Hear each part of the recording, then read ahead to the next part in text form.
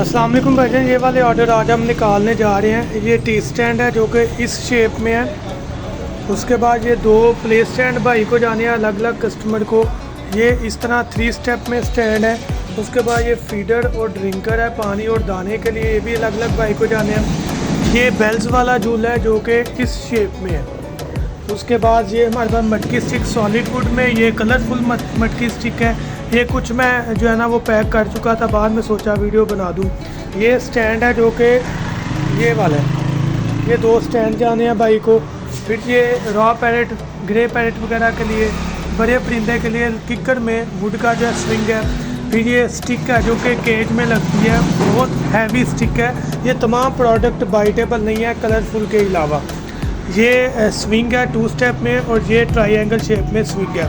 अगर आप भी कोई भी स्विंग या कोई भी कस्टमाइज ऑर्डर जो है वो देना चाहें तो कॉन्टेक्ट कर सकते हैं 0347 442 111 7 पर।